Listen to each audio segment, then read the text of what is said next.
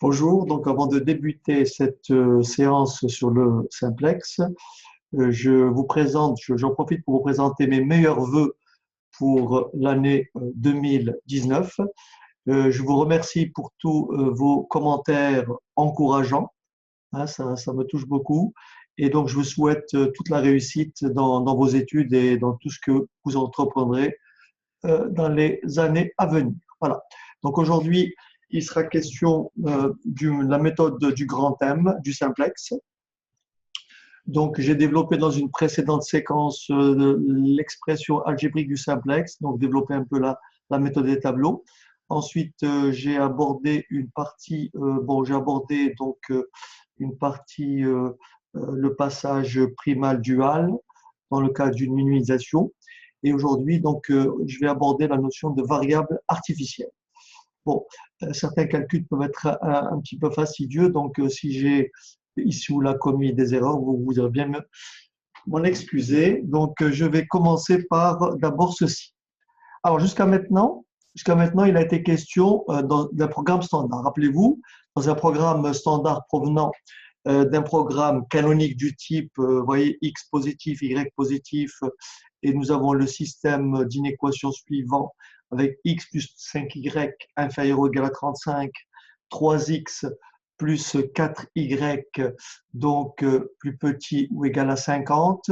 Ici, donc, on va bien sûr transformer les inégalités en égalités.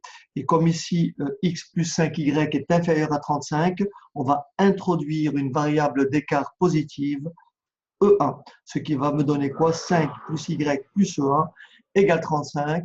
Et pareil ici, nous avons 3x plus 4y inférieur ou égal à 50. Pour transformer cette inégalité en égalité, j'introduis une variable d'écart E2 qui est aussi positive.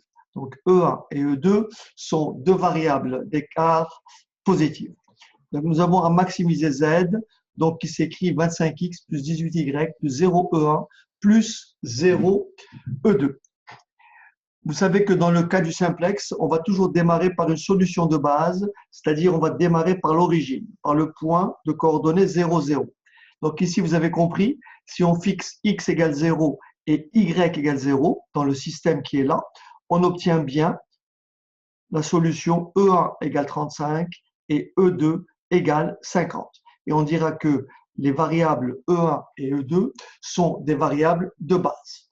Et bien entendu, on va améliorer le processus en essayant effectivement d'améliorer l'objectif. Autrement dit, je dois maximiser Z, donc je continuerai les itérations successives comme je l'ai montré précédemment, jusqu'à ce que tous les coefficients de la fonction économique soient tous négatifs. Et donc, une fois que vous avez atteint les coefficients de la fonction économique tous négatifs, vous aurez atteint ce qu'on appelle l'optimum et vous lirez ainsi le programme optimal.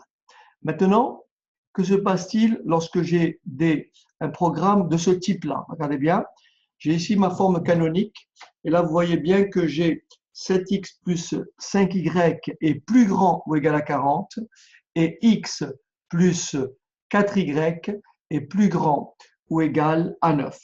Logiquement, pour transformer cette inégalité, donc ce sens plus grand ou égal à un signe égal, il faut rajouter ici, il faut rajouter une quantité négative. Autrement dit, retirer E1. Donc ça me fait 7x plus 5y moins E1 égale 40. Pourquoi? Parce que le membre de droite est supérieur à 40 pour que le membre de gauche est supérieur à 40.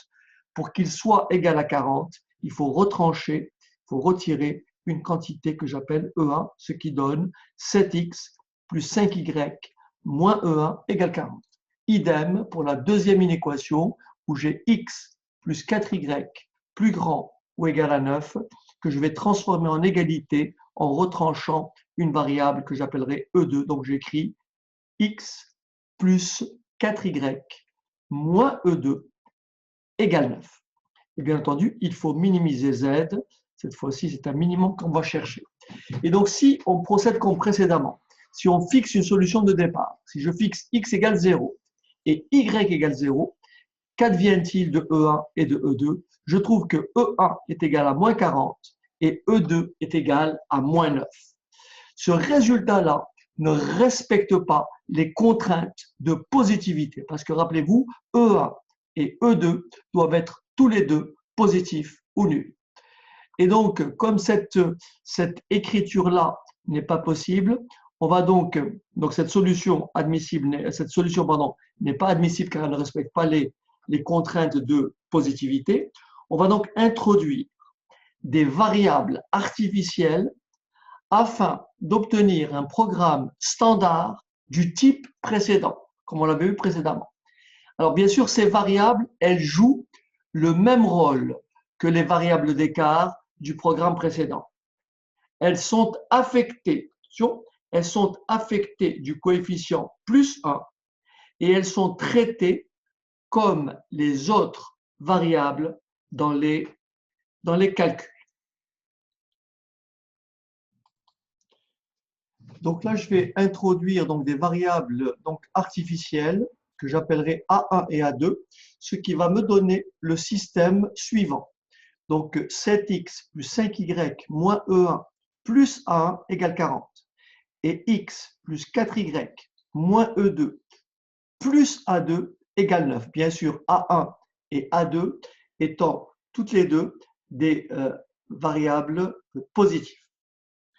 Donc ici, la fonction à minimiser z, ça sera tout simplement x plus y plus 0e1 plus 0e2 plus m, ce qu'on appelle le grand M, je vais vous l'expliquer juste après, plus m à 1 plus m à 2. M, ici, est une valeur positive très grande.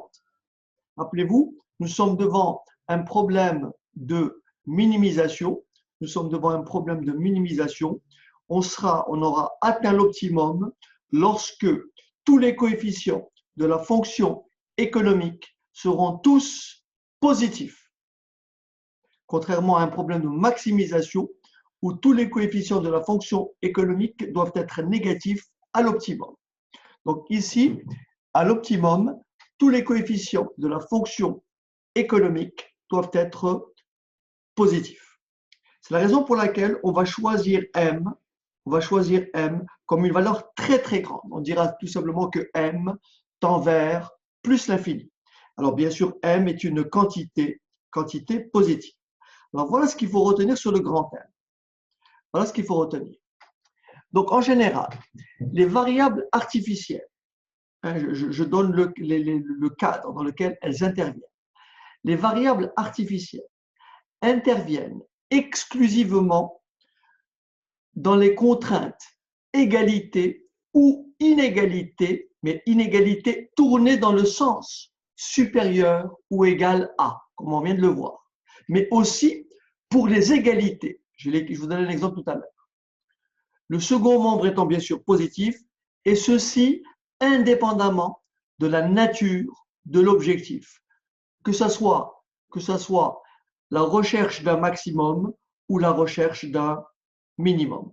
Indépendamment de la recherche, indépendamment de la fonction objectif, qu'elle soit une maximisation ou une minimisation, on introduira systématiquement des variables artificielles chaque fois que l'on sera devant une égalité ou une inégalité, mais tournée dans le sens supérieur ou égal à. Alors, regardez bien, si l'objectif est un maximum, les variables artificielles, donc si on recherche à optimiser, à chercher à maximiser z. Donc, dans ce cas, les variables artificielles doivent être pénalisées dans la fonction économique par un coefficient de valeur absolue très élevé, mais précédé d'un signe moins. Donc, on écrira tout simplement moins m, sachant que grand M est un réel très élevé, très grand et positif. Donc, les variables artificielles seront affectées d'un coefficient moins m, autrement dit, très grand en valeur absolue, et bien sûr précédé d'un signe moins. En revanche, si l'objectif est un minimum, comme c'est le cas qu'on va voir, les variables artificielles doivent être pénalisées dans la fonction économique par un coefficient de valeur absolue toujours très élevé, mais cette fois-ci précédé d'un signe plus. Autrement dit, on notera devant chaque variable artificielle, si la variable artificielle c'est A1, on lui affectera le coefficient M A1, M A2 dans la fonction économique. Et comme on l'écrit ici, M étant suffisamment grand pour que l'on soit sûr que les variables artificielles soient exclues de la solution optimale. Autrement dit, vous aurez atteint l'optimum, d'accord, dès que les variables artificielles A1, A2, A3, tout dépend du nombre d'inéquations, n'est-ce pas? Dès lors que ces variables artificielles seront nulles. Autrement dit, si dans les itérations successives, vous avez ce qu'on appelle les coefficients de la fonction économique tous positifs, et vous avez une des variables ou deux variables artificielles qui sont non nulles, eh bien vous conclurez en disant que le programme n'a pas de solution. Donc encore une fois, les variables artificielles vont au départ être des variables de base, et bien entendu, à l'optimum, elles vont devenir des variables hors base, c'est-à-dire elles seront forcément nulles. Alors maintenant, pour vous distinguer, pour vous parler, j'ai ici évoqué les variables artificielles interviennent exclusivement dans les contraintes égalité ou inégalité dans le sens supérieur. Bon, dans le sens supérieur, c'est ce qu'on a vu ici, vous voyez. Dans le sens supérieur, c'est ce qu'on a vu ici, vous voyez, supérieur.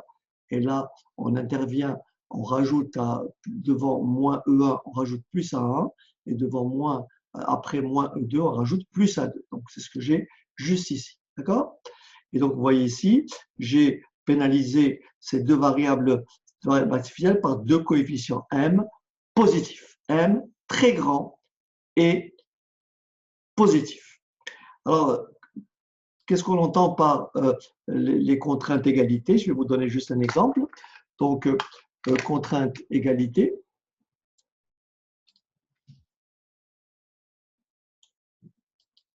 Mettons que si j'ai une inégalité comme celle-ci, d'accord?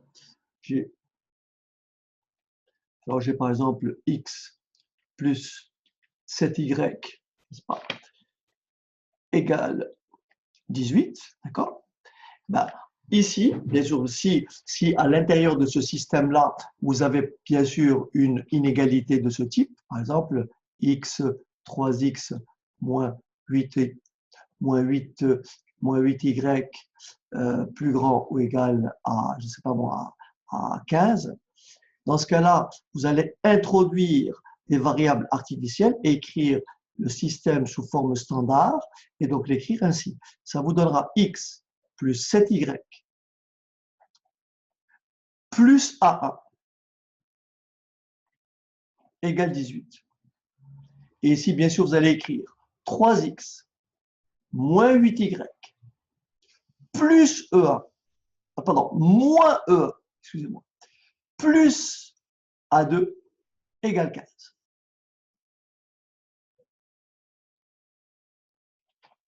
Égale 15.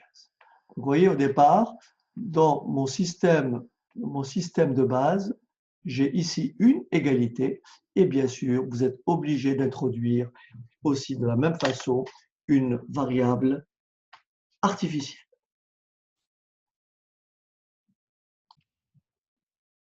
Alors, c'est toujours très très difficile de reprendre donc les calculs. Je vais essayer d'aller doucement. Donc là, entre-temps, j'ai fait mes calculs sur une feuille parce que sinon, c'est relativement fastidieux. Donc, je vais simplement expliquer, justifier certaines opérations. Et par la suite, bien sûr, j'espère ne pas avoir commis d'erreur. Alors, voilà comment vous allez utiliser, donc, aborder le simplex. Donc, ici, vous avez votre système de départ. D'accord? Vous avez votre système de départ. Voilà, ici, on va noter les coefficients que je vais appeler les coefficients de la fonction économique, CI ou CJ. Alors, le premier coefficient, vous voyez, c'est 1,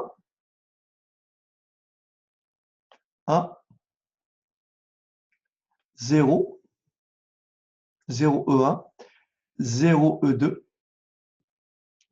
grand M A et grand M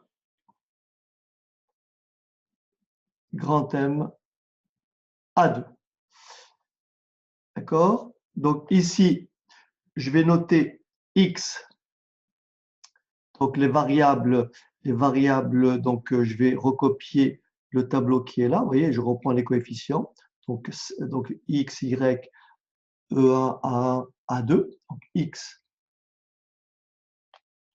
Y, E1, E2, A1, A2. Ici, je vais écrire donc le membre de droite, c'est-à-dire mes contraintes. Donc le membre de droite. Et là, je vais effectuer mes rapports. Rappelez-vous, on va donc appliquer la technique, la méthode du simplex pour passer d'une itération d'un tableau à un autre, autrement dit, pour aligner toutes les itérations. Mais ça, je l'ai expliqué dans une ancienne vidéo qui remonte à pas mal de temps. Donc, je vous invite à aller vous diriger, voir comment les choses s'opèrent. Donc ici, je vais noter ici donc la matrice que je vais recopier. Donc c'est 7,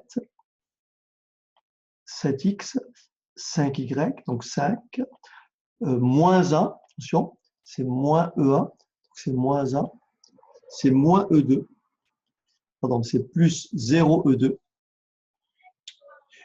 plus 1 A1, et il n'y a pas de A2, donc 0 A2.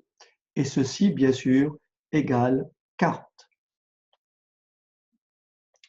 Je vais recopier ma deuxième ligne, donc ici j'ai 1, donc 1x, donc 1, j'ai 4y, j'ai moins, alors j'ai pas de E1, donc c'est 0 E1, moins E2, donc moins 1, plus 0 A1, plus 1 A2, et ceci égale 9. Donc là, je vais écrire mes variables. Donc ça, ce sont mes variables hors base.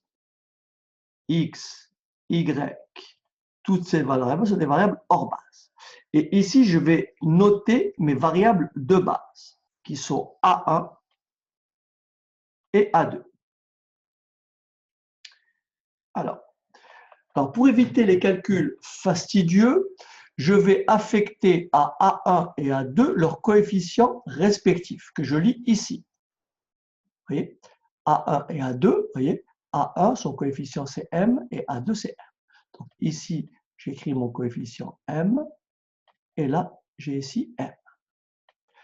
Là, un peu plus bas, je vais calculer ce que j'appelle ZI, ou ZJ, puisque j'ai appelé CJ. ZJ. Alors, je vous explique comment on va donc calculer ZJ. Il suffit tout simplement de faire, vous voyez, de faire ceci. Vous faites 7 fois M plus 1 fois M. Je répète, 7M plus 1M, et ça fait 8M. Ensuite, vous faites 5M plus 4M, ça fait 9M. D'accord? Ensuite, vous faites moins M plus 0M, et ça vous fait moins M. Ensuite, vous faites 0 fois M, M fois moins 1, donc de nouveau, ça me fait moins M. Et bien sûr, vous avez compris, 1 fois m plus 0 fois m, ça me fait m. Et là, ça me fait 0 fois m plus 1m, ça me fait m. Et là, ça me fait, donc là, je n'ai pas besoin de calculer, mais je pourrais effectivement faire 40m plus 9m, ce qui fait 49m. Donc, je ne vais pas remplir cette case-là. Plus bas, je vais faire l'opération systématiquement, l'opération suivante. Je vais systématiquement faire CJ moins ZJ à chaque itération. Bon, question, est-ce que tous les coefficients de la fonction économique, est-ce qu'ils sont tous positifs? La réponse est non, puisque là j'ai un nombre négatif. Autrement dit, je ne suis pas à l'optimum. Je vais donc faire CJ moins ZJ. Donc je fais 1 moins 8m. Donc là, j'espère avoir de la place.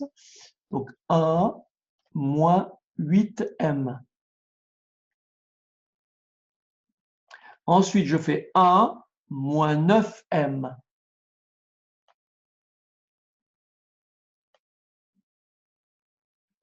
Ensuite, je fais 0 moins m. Donc 0 plus m. Pareil, 0 moins m, ça me fait plus m. M moins m, ça fait 0. Et m moins m, ça fait 0. Question. Est-ce que tous les coefficients de la fonction économique, je suis désolé, c'est là que ça se passe, hein, c'est la dernière ligne qui est importante, c'est la ligne CJ moins Z2J. Est-ce que tous les coefficients de la fonction économique sont positifs? La réponse est non, puisque là j'ai un nombre négatif. Rappelez-vous, m est une valeur très grande en valeur absolue, mais comme j'ai moins 8m, donc j'ai une valeur très grande en valeur absolue, mais négative. Donc 1 moins 8m est négatif. Par conséquent, je continue. Donc ici, il faut déterminer ce qu'on appelle le pivot. Alors, il faut déterminer le pivot, donc il faut faire le choix de la variable, le choix de la variable entrante et le choix de la variable sortante. Alors, rappelez-vous, dans le cas d'une maximisation, le choix, on prend le coefficient le plus positif, et dans le cas d'une minimisation, on va prendre le coefficient, bien sûr en valeur absolue le plus grand, mais négatif. Autrement dit, quel est parmi tous ces coefficients le plus négatif? Bien sûr, je ne m'intéresse pas, je m'intéresse au m, donc celui-là est plus. Là, j'ai moins 9m et là, j'ai moins 8m. Le plus négatif, c'est moins 9m. Donc, la colonne du pivot, cette colonne-là. La colonne du pivot, cette colonne. Pour déterminer le pivot, il faut diviser les valeurs du second membre ici par les coefficients de cette colonne donc, où se trouve le pivot. Et bien sûr, on va prendre pour pivot celui pour lequel le rapport, on va retenir le plus petit rapport positif. Donc, je fais quoi? Ma colonne du pivot, elle est là. Donc, je fais 40. Alors, je vais changer de couleur. Je vais faire donc 40 divisé par 5. Bon, c'est pas joli. Alors, 40 divisé par 5, ce qui me fait 8. Et je fais 9 divisé par 4. Ça fait 9 quarts. 9 quarts qui est égal, donc 9 quarts est forcément inférieur à 8. Donc le plus petit rapport positif, c'est 9 quarts, ce qui veut dire que la ligne du pivot, elle est là. La colonne du pivot, elle est là. Ce qui veut dire que le pivot, c'est tout simplement 4. Voilà mon pivot. Le pivot, c'est 4.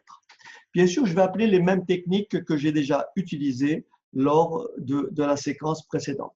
Donc, objectif, une fois qu'on a déterminé le pivot, on va déterminer la variable entrante qui va être quoi? La variable entrante, ça va être tout simplement y, et la variable sortante, ça va être tout simplement A2. Autrement dit, A2 va devenir une variable hors base et y va entrer dans la base et va devenir une variable de base. Donc ici, qu'est-ce qui va se passer? Il va se passer que,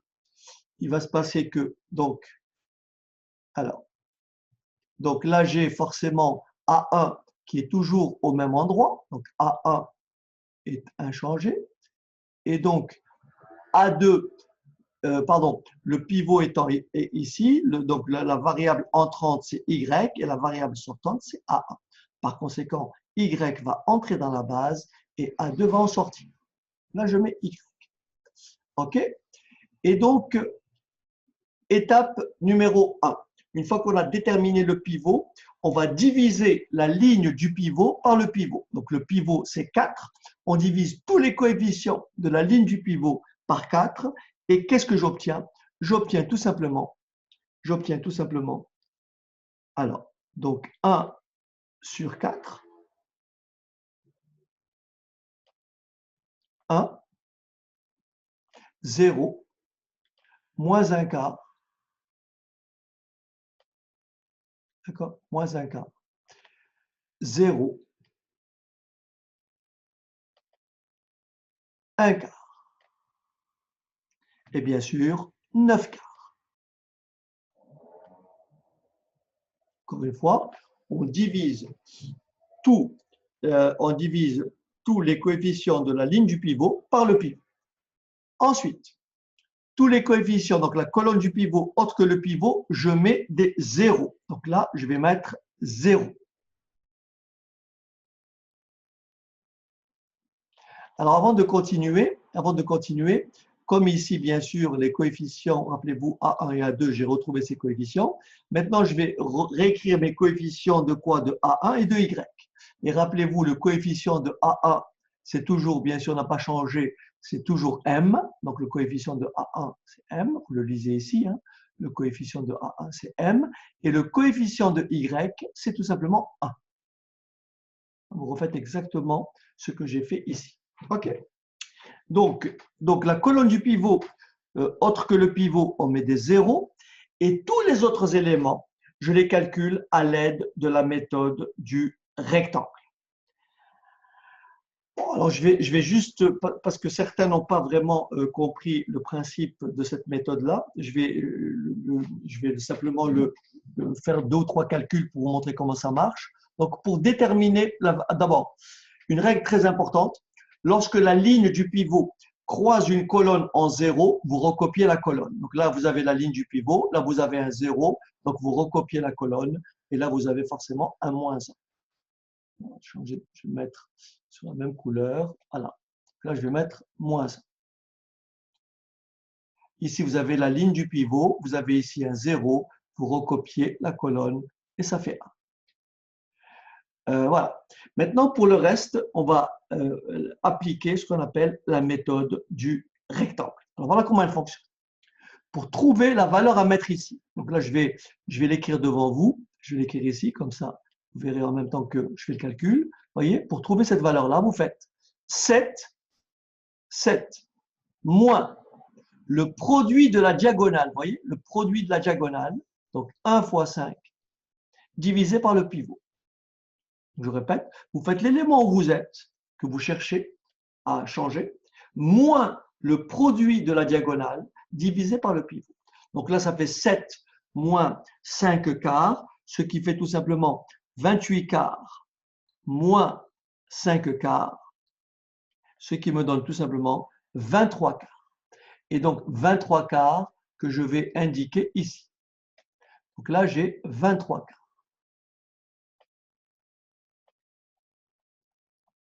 Alors, je vous montre encore une fois comment fonctionne la méthode du pivot. Vous voyez, je veux calculer cet élément-là. Rappelez-vous, le pivot, donc je veux calculer cet élément-là. C'est-à-dire, je veux partir de celui-ci. Vous voyez? Voilà. Donc, le rectangle, il est là. Regardez le rectangle. Il est là, là, ça c'est le sommet du rectangle, là et là. Donc, ça c'est mon rectangle.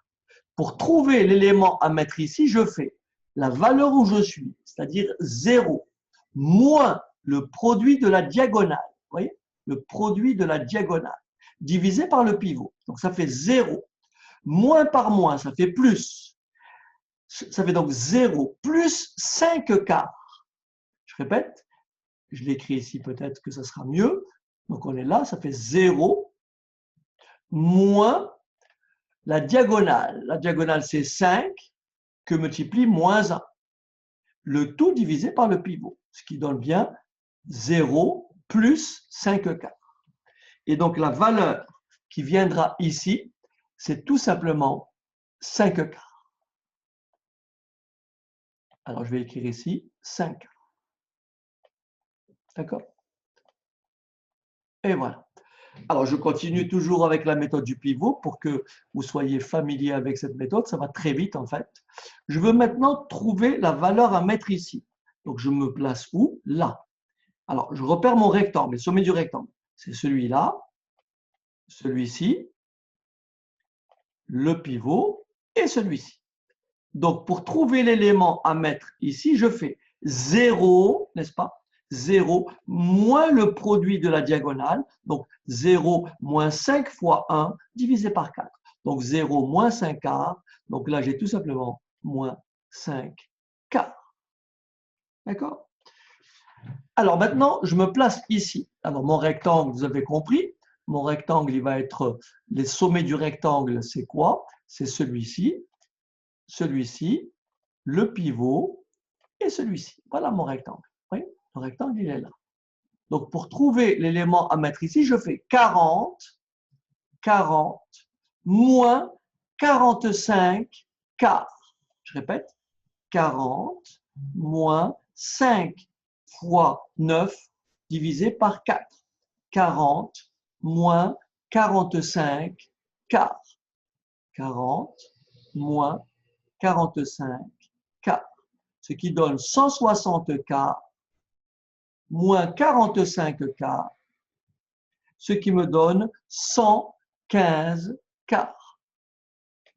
Donc ici, j'aurai 115 quarts. Bien.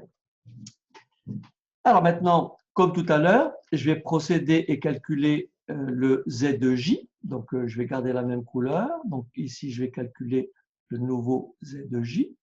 Et comment je le calcule? Je fais ça fois ça plus ça fois ça. D'accord? Donc ça fait 1 fois 1 quart.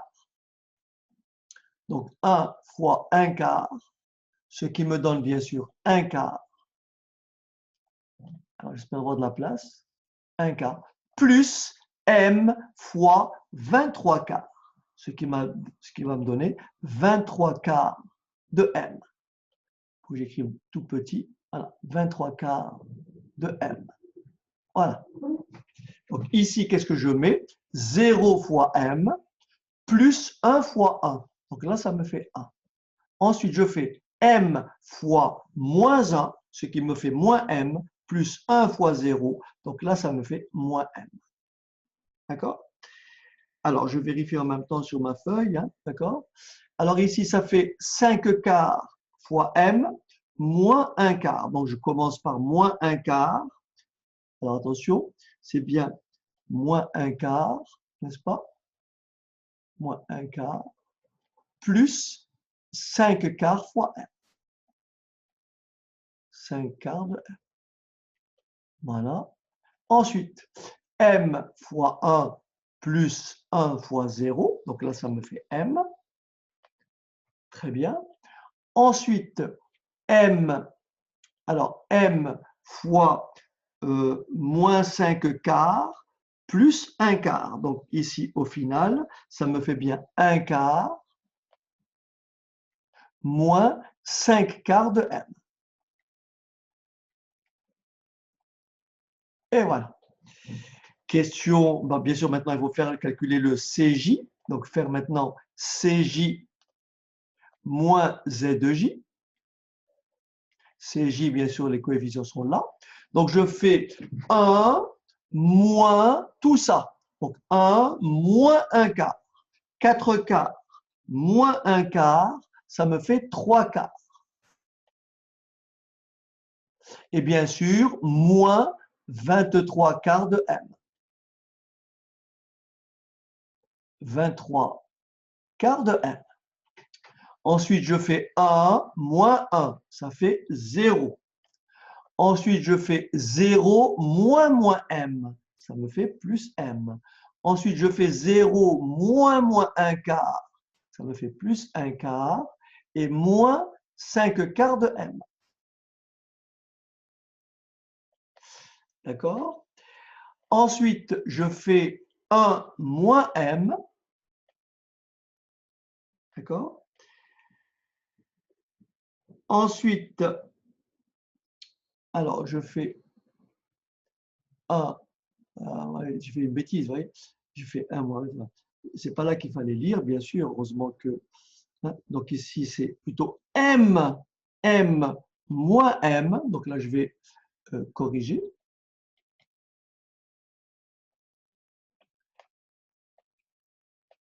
Donc ici, je répète, le coefficient CJ, il est là. M moins M, donc là, j'ai 0. D'accord? Ensuite, j'ai M moins 1 quart. Donc là, ça me fait moins 1 quart. Donc ça me fait M moins 5 quarts de M. Donc M plus 5 quarts de M, ça fait 9 quarts de M. Donc plus 9 quarts de M. Voilà donc pour la ligne des coefficients de la fonction économique. Est-ce que tous ces coefficients, est-ce qu'ils sont tous positifs? La réponse est non, puisque ici, j'ai une valeur négative et là, j'ai une valeur négative. Maintenant, il faut prendre la colonne du pivot correspond au coefficient le plus négatif. Rappelez-vous, nous sommes dans un problème de minimisation. En minimisant, il faut diminuer au maximum. D'accord? Donc, il faut chercher le coefficient le plus négatif. Le plus négatif, alors 23 sur 4, ça fait à peu près, 5 et des poussières. Par conséquent, moins 23 sur 4 est bien plus petit que moins 5 quarts. Par conséquent, la colonne du pivot, elle est là. Et maintenant, il faut trouver la ligne du pivot. Pour trouver la ligne du pivot, on va diviser ces valeurs-là par les coefficients 23 quarts et 1 quart. Donc, je fais 115 quarts divisé par 23 quarts, ça fait 115 divisé par 23 et ça fait 5. Je divise 9 quarts par 1 quart, ça fait tout simplement 9. Le plus petit rapport positif, c'est 5. Par conséquent, la colonne du pivot, elle est là. La ligne du pivot, elle est là. Mon pivot, c'est tout simplement 23 quarts. Voilà. Mon pivot, c'est 23 quarts. Donc, étape suivante, ça veut dire que la variable entrante, c'est x, et la variable sortante, c'est tout simplement A1. Donc, A1 va quitter la base et x va entrer dans la base. Donc, x est la variable entrante et A1 est la variable sortante. Donc là, j'ai x et là, j'ai y. Je recopie mes coefficients comme je l'ai fait précédemment. Rappelez-vous, le coefficient de x, c'est 1 et le coefficient de y, c'est 1. Donc, qu'est-ce que je fais? Quel est l'objectif? Règle numéro 1, on divise la ligne du pivot par le pivot. Donc, on divise tout par 23 quarts, ce qui me donne ici donc 1. OK? 0, bon, c'est 0.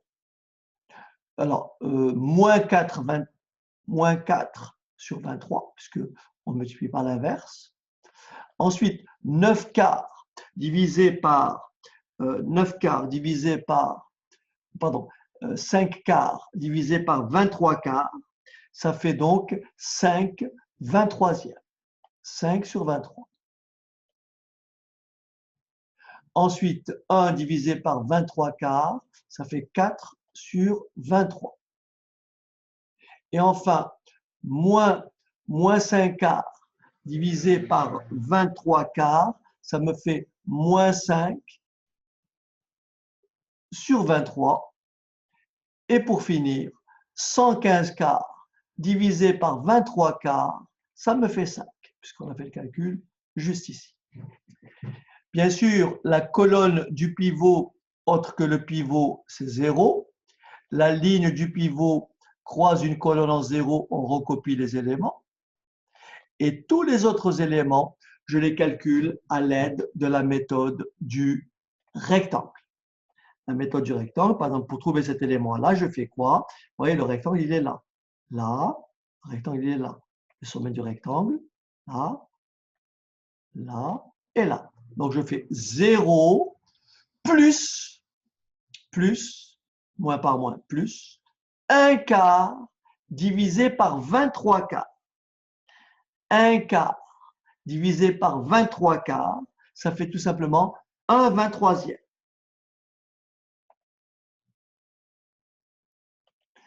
Comment je calcule cet élément-là? Je fais, donc le rectangle il est là cette fois-ci, vous voyez le rectangle il est là, là, là, là et là.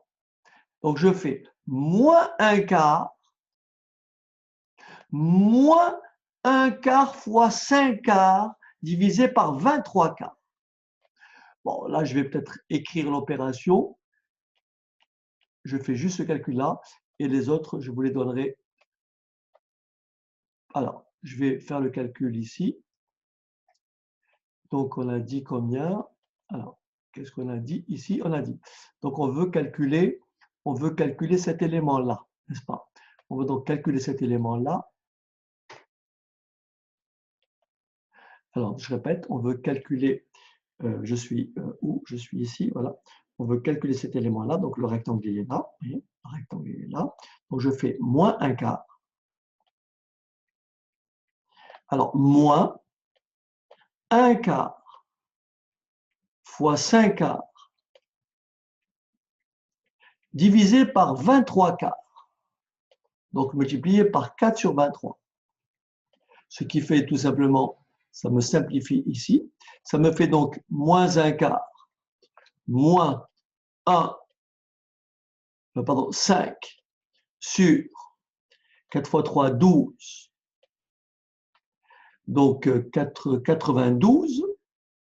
Donc je réduis ici au même dénominateur, ce qui me fait moins 23 sur 92, moins 5 sur 92, ce qui fait moins 28 sur 92, que je peux simplifier par 7, ce qui me fait moins 7 sur 23.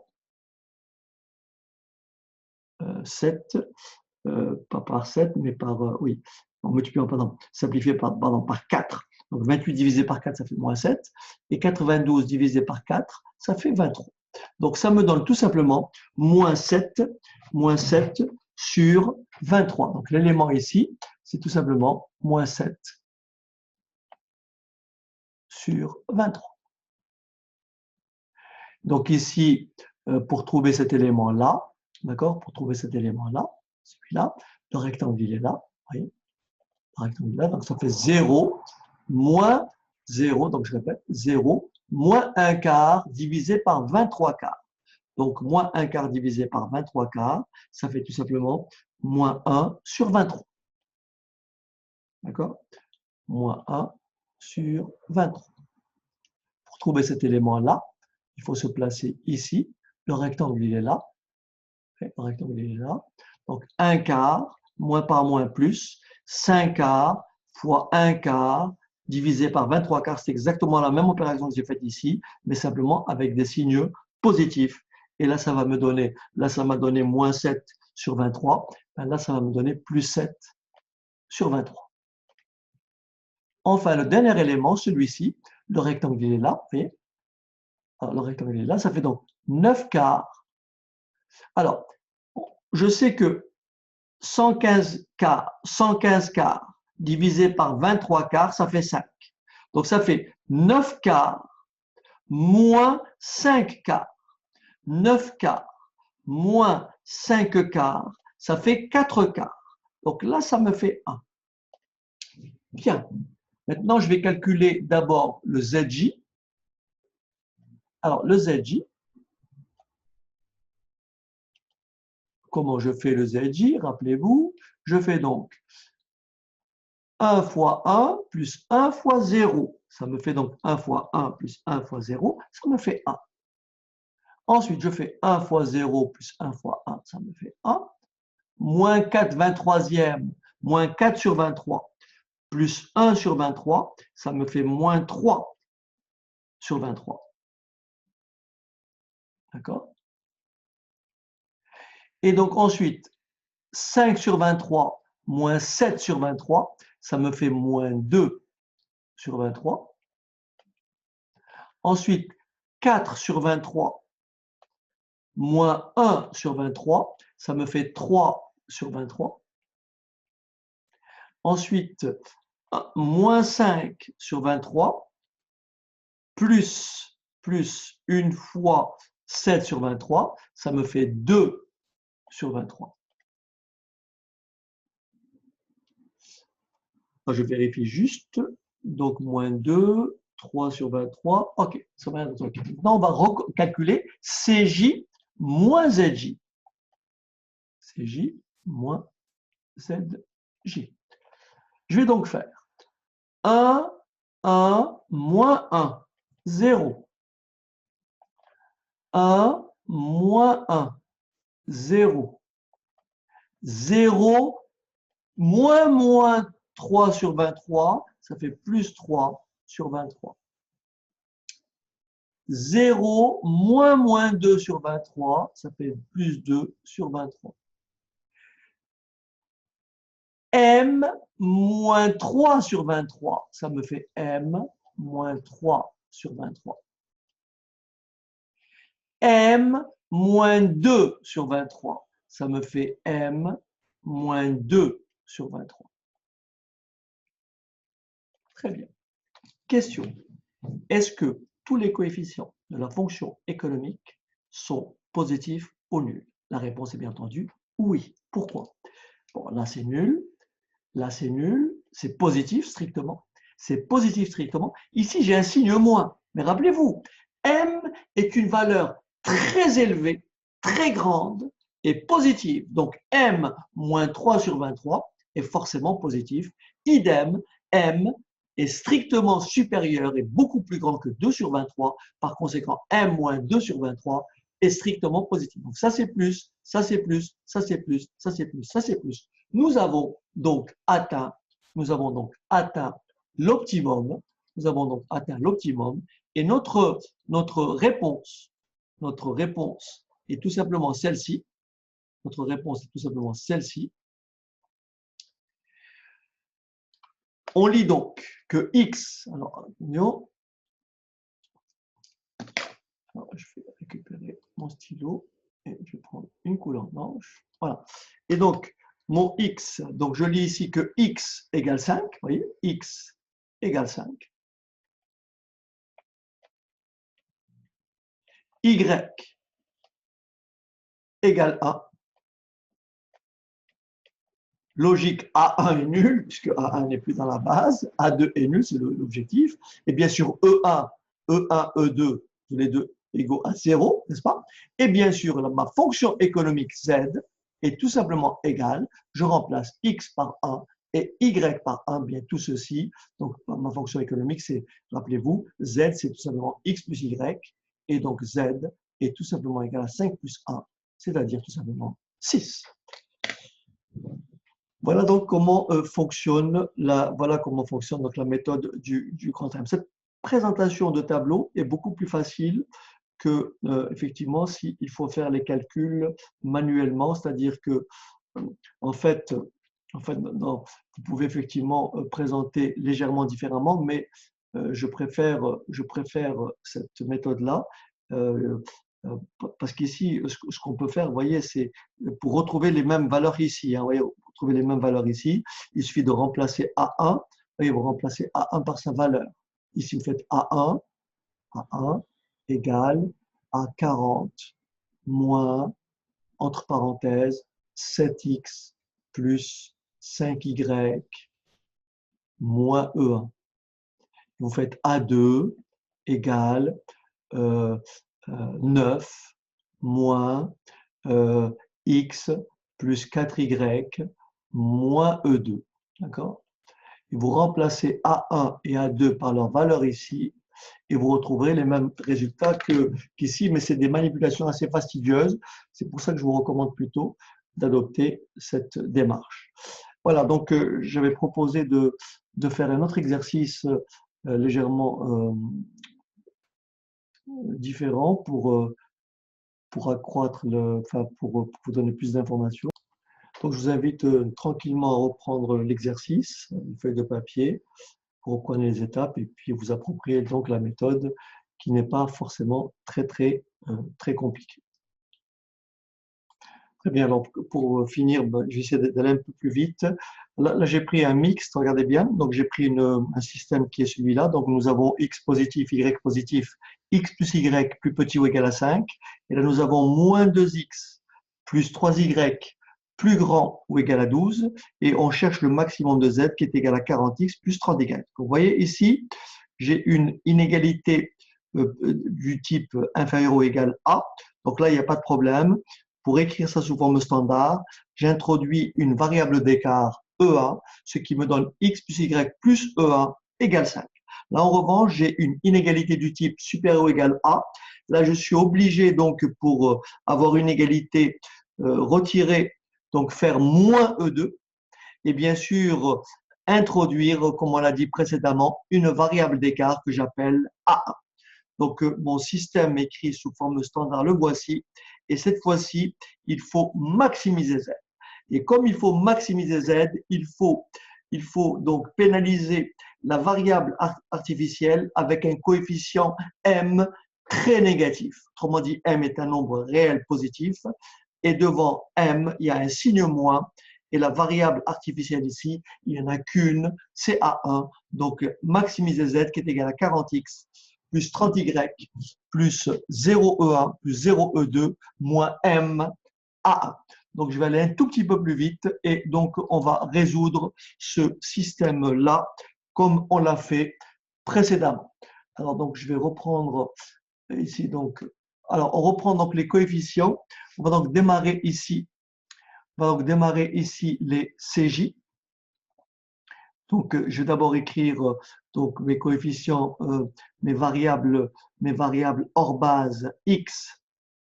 Allez, x, y, E1, E2. Et cette fois-ci, j'ai qu'une seule variable artificielle que j'appelle A1. Donc là, j'ai le membre de droite. Je recopie donc cette matrice-là.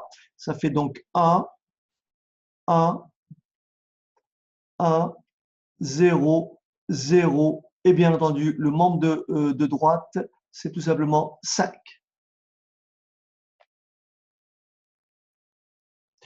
Donc ici, moins 2, 3, moins 1, pardon, moins 1, forcément 0, E1. Et bien sûr, ici, nous avons plus 1, et bien sûr ici, 12. On va recopier les coefficients CJ. Alors, les coefficients CJ, c'est 40, 40, 30, 0, 0 et moins M. Donc là, ce sont les variables hors base. Et là, mes variables de base sont forcément, cette fois-ci, les variables de base sont tout simplement E1 et A1. Voilà. Rappelez-vous, E2, s'il n'y avait pas de A1, E2 aurait été négatif. Donc les variables de base, c'est tout simplement E1 et A1. Et bien sûr, ces variables de base sont affectées de ces deux coefficients qui sont ici 40, pardon, pour E1, c'est 0, et pour A1, c'est moins 1. D'accord? Donc, voilà pour mon programme. Donc, ici, je vais donc calculer Z de J, hein, comme on l'a fait tout à l'heure. Je vais calculer Z de J. Je vais donc faire 0 fois 1, d'accord? 0 fois 1, moins M fois moins 2, d'accord? Donc 0, donc moins M par moins 2, ça fait 2M. Donc là, j'aurais dû écrire Z de J ici, oui.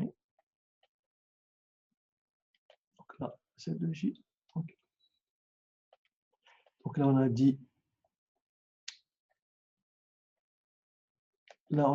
donc 0 plus de M.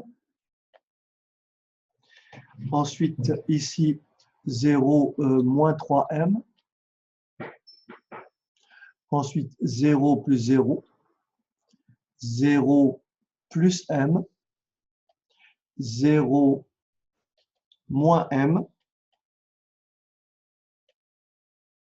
Et bien sûr, je peux continuer. 0 moins 12M. Et je vais remplir juste la dernière, ce qui m'importe, c'est à l'optimum, la valeur maximale. Alors, rappelez-vous, on cherche un maximum, hein, d'accord? Donc là, je vais calculer maintenant, je vais calculer CJ moins ZJ, d'accord? Donc, CJ moins ZJ, CJ moins ZJ. Je vais choisir la belle couleur, voilà. Donc, ça me fait 40 moins de M. Je vais écrire avec une autre couleur. 40 moins de M. Ensuite, 30 moins 3M. 30 plus 3M. 0 moins 0. 0 moins M.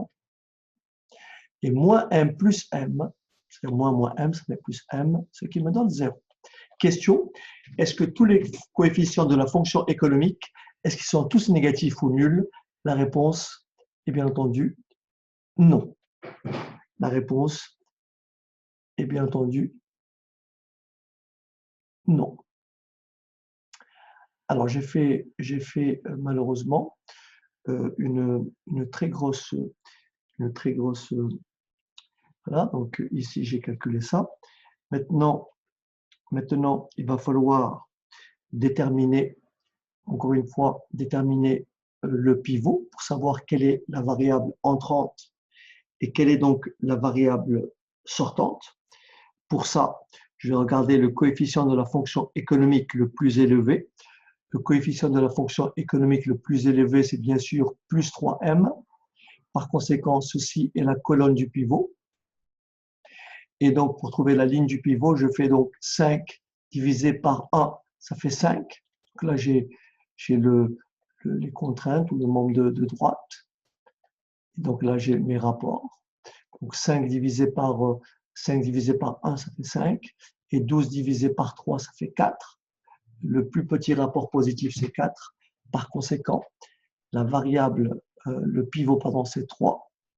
Et donc, vous avez compris, la variable entrante, ça va être Y. Et la variable sortante, ça va être A1. Donc, j'aurai ici E1. Donc, la variable entrante, c'est Y. Et la variable sortante, c'est A1.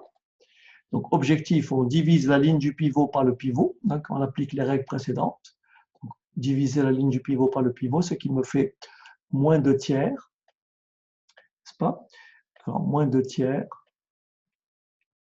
1, 0, moins 1 tiers, 1 tiers et 4. 1 tiers et 4. La colonne du pivot, vous mettez des zéros. Et tous les autres éléments, vous les calculez à l'aide de la méthode du rectangle. Vous faites donc 1, moins 2, ça fait plus 2. 2 fois 1, 2. Donc ça fait 1 plus 2 tiers. 1 plus 2 tiers. 3 tiers plus 2 tiers, ça fait 5 tiers. Ensuite, le rectangle est là, mais comme ici j'ai un 0, je recopie la colonne. Vous voyez, parce que si vous faites la méthode du rectangle, ça vous donnera pareil, 1 moins 1 fois 0, ça fait 0, donc ça vous donne 1. Donc ici, le rectangle, il est là, vous voyez. Donc ça fait 0, moins par moins, plus 1 tiers. Donc plus 1 tiers. Donc ici, 0, le rectangle, il est là. 0 moins 1 tiers. OK. Donc ici, le rectangle, il est là. Vous voyez, le rectangle, il est là. Donc vous faites 5 moins 12 tiers. Donc 5 moins 4, ça fait 1. Voilà. Donc maintenant, je vais calculer donc, mes coefficients. Mes coefficients, je les mets ici. Donc je reprends mes valeurs ici. Pour E1, c'est toujours 0. D'accord? Pour E1, c'est toujours 0. Je vais garder le bleu. Et pour Y, c'est 30. Vous voyez, Y, le coefficient, c'est 30. Voilà. Et donc, maintenant, je vais calculer Z de J, d'accord? Je vais calculer Z de J, ce qui me donne. C'est parti. Alors, Z de J, ça fait 0 plus, alors, moins 30. 30 divisé par 3, ça fait 10, donc ça fait moins 20. Donc ici, moins 20. 0, 30. 0 fois 1, ça fait 0. 30 fois 0, ça fait 0. Ensuite, 0 fois 1 tiers, ça fait 0. 30 fois moins 1 tiers, ça fait moins 10. 0. 30 fois 1 tiers, ça fait 10. D'accord? Bien sûr, après, je peux faire 30 fois 4, ça fait 120. Mais je ne vais pas m'intéresser à cette partie. Je vais calculer ici maintenant. Je vais faire maintenant CJ moins ZJ. CJ moins ZJ. Ce qui me donne 40 moins 20. 40 plus 20, 60. Pour la couleur, 60. 30 moins 30, 0. 0 moins 0, 0. 0 moins 10, plus 10. D'accord? 0 moins 10, plus 10. Et enfin, moins M, moins 10. Moins M, moins 10. Ou moins 10, moins M. Question, est-ce que tous les coefficients de la fonction économique, est-ce qu'ils sont tous négatifs ou nuls? La réponse est non. Celui-ci est positif, celui-ci aussi. Quel est le plus positif? Cette fois-ci, c'est une maximisation. Le plus positif, c'est 60. Donc la colonne du pivot, elle est là. Pour trouver la ligne du pivot, je divise. Donc je fais 1 divisé par 5 tiers. Ça fait 3 cinquièmes. Et 4 divisé par moins 2 tiers. Ça fait forcément un nombre négatif. 4, ça fait moins 12 demi. Moins 12 demi, ça fait moins 6. D'accord? Donc, c'est de toute façon un nombre négatif. Donc, le plus petit rapport positif, c'est 3 cinquièmes. Par conséquent, le pivot, c'est tout simplement 5 tiers.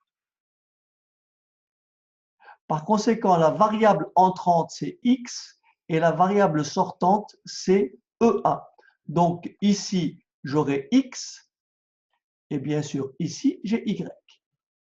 On divise la ligne du pivot par le pivot. On divise tout par 5 tiers. Donc, ça fait 1, 0, 3 cinquièmes, 5 tiers divisé par, donc ça fait 1 cinquième, 5 tiers divisé par moins 1 tiers, ça fait moins 1 cinquième, et 5 tiers divisé par 1 divisé par 5 tiers, ça fait 3 cinquièmes. 3 cinquièmes. La ligne du pivot, il y a un zéro commun avec cette colonne, donc je recopie le 1. Donc ici, tous les autres calculs, on applique la méthode du, alors bien sûr ici c'est un 0, puisque c'est sur la colonne du pivot. Tous les autres éléments, on applique la méthode du rectangle, on fait donc 0 plus 2 tiers fois 5 tiers. Donc 0 plus 2 tiers fois 5 tiers, ça fait 2 cinquièmes. Ensuite, cet élément-là, le rectangle, il est là. Donc, vous faites moins 1 tiers plus 1 tiers fois 2 tiers divisé par 5 tiers. Je vous laisse faire le calcul et j'ai trouvé moins 1 cinquième. J'espère ne pas m'être trompé. Moins 1 cinquième. Ensuite, le dernier élément, c'est celui-là. Donc ici, mon rectangle, il est là. Je fais donc 1 tiers, moins par moins, ça fait moins. 1 tiers fois 2 tiers divisé par 5 tiers. Faites ce calcul et j'obtiens 1 cinquième. Et pour finir, le rectangle, il est là. Je fais 4 plus 2 tiers divisé par 5 tiers. Et là, j'ai obtenu 22 cinquièmes. Je passe maintenant au Z de J. Je passe au Z de J. Que je calcule. Alors, les coefficients de X, bien sûr, pour X, c'est 40. Et pour Y, c'est 30. Je fais donc 40 plus 0, ça fait donc 40. Je fais 40 fois 0, 30 fois 1, ça fait 30. Je fais 40 fois 3 cinquièmes, donc ça fait 8, 8 fois 3, pardon, 40, 40 fois 3 cinquièmes plus 30 fois 2 cinquièmes, donc 40 fois 3 cinquièmes, donc ça fait 40 divisé par 5, ça fait 8, 8 fois 3, 24, et 30 divisé par 5, ça fait 6, fois 2, 12, 24 et 12, ça fait 36. Voilà, je recopie les valeurs. Faites après 40 divisé par 5, ça fait 8, moins 6, 8 moins 6, ça fait 2. 40 fois moins 1 cinquième, ça fait moins 8. Moins 8 plus 6, ça me fait moins 2. Et là, je peux faire carrément l'opération parce que je suis quasiment à l'optimum, je pense. Je fais 40 fois 3 cinquièmes, n'est-ce pas? 30 fois 22 cinquièmes. Et là, j'obtiens 156. Je vais maintenant calculer le fameux CJ moins ZJ pour être sûr que nous sommes à l'optimum. Donc, je fais ici CJ moins Z2J. J'ai donc 40 moins 40, ça fait 0. J'ai 30 moins 30, ça fait 0. J'ai 0 moins 36. J'ai 0 moins 2. J'ai moins M moins 2. J'ai moins M moins 2. Donc, j'ai moins M plus 2. Question. Est-ce que tous les coefficients de la fonction économique sont négatifs ou nuls? La réponse est oui. Ce qui veut dire que nous sommes donc bien à l'optimum. Et on lit notre réponse comme ceci. X égale 40. Pardon. X égale 3 cinquièmes, donc 0,6. Y égale 22 cinquièmes. Donc, Y égale, donc 20 divisé par 5, ça fait 4. Et 22 cinquièmes. Et 2 divisé par 5. Alors, je vous laisse faire l'opération. Ce qui donne 4,4 pour Y. Bien entendu, E1 égale 0, E2 égale 0, A1 égale normalement 0. Et notre Z, qui est égal au maximum, il se lit ici. C'est tout simplement 156. Vous pouvez vérifier en faisant 0,6 fois 40 plus 4,4 fois 30.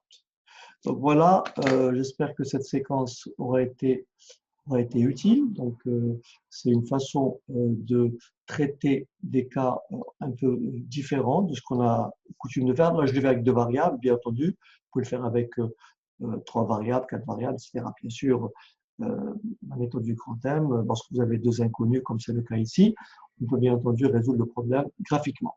Mais si vous appliquez cette méthode-là lorsque vous êtes en présence de 3 ou 4 variables, bien entendu, ça marche à tous les coups. Et là, bien sûr, vous êtes obligé de passer par la méthode algébrique ou tout simplement la méthode du simplex. Voilà.